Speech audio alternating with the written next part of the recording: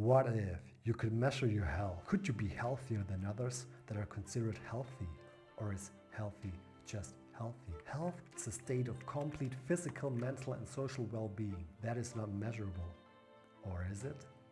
To answer these questions, I want to share with you my key learnings from Peter Attia's book Outlive and give you my perspective as an engineer and fitness coach. Hey friends, welcome back to the channel. If you're new here, my name is Dennis, a full-time German civil engineer and licensed fitness coach doing YouTube on the side.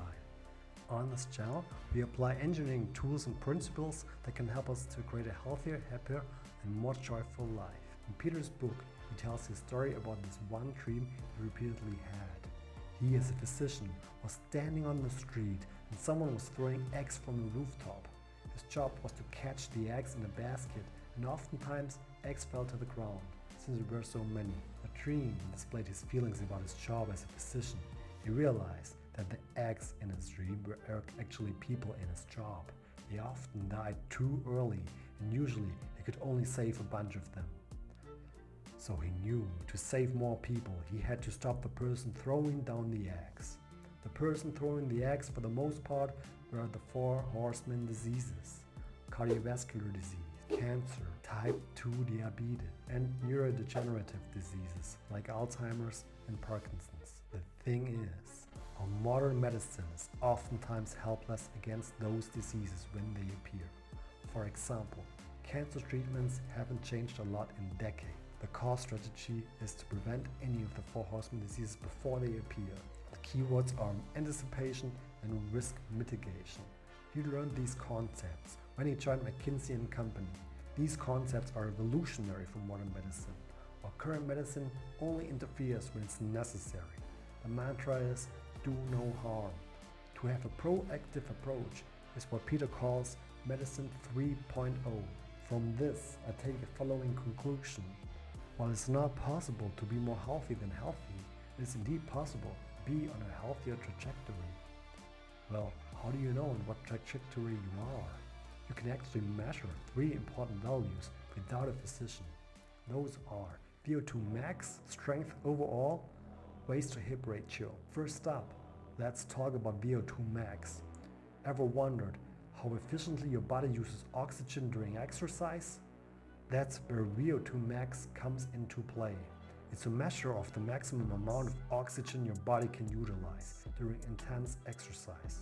Essentially, it's a reflection of your cardiovascular fitness level. The higher your VO2 max, the better your endurance and aerobic capacity. To improve your VO2 max, incorporate high-intensity interval training, long-distance running, or cycling into your workout routine. To determine your VO2 max, you can use a smartwatch that supports it. My watch needs 3 running exercises to determine it, and it will tell me also my evaluation. To grip strength. In studies, grip strength is often used since it's easy to measure.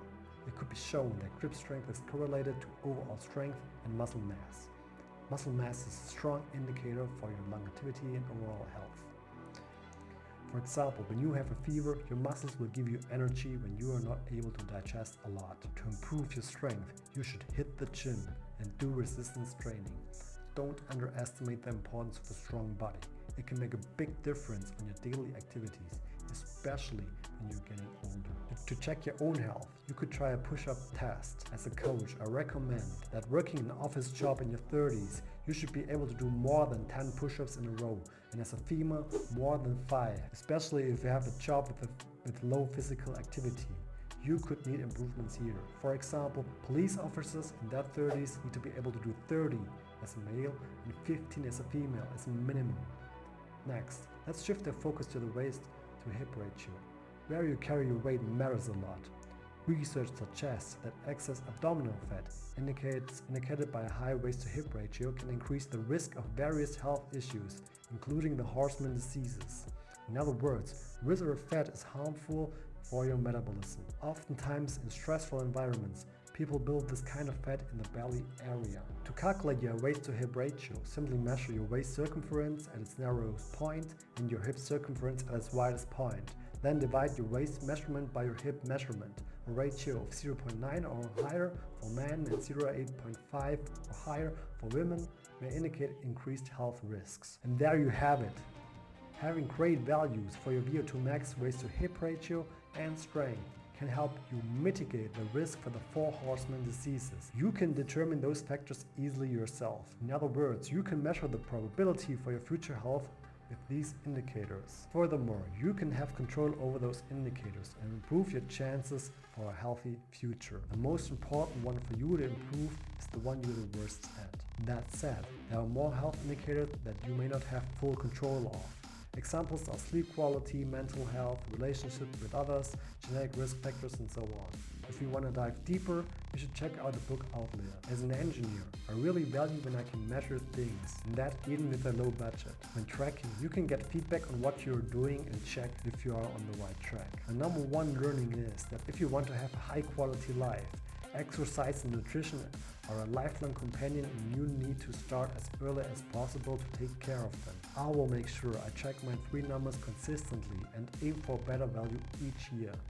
With that, to answer my questions from the beginning, you cannot measure who is feeling better, but you can measure the probability for you getting any of the 4 horsemen diseases, and I believe your future well-being is highly correlated with not getting any of these.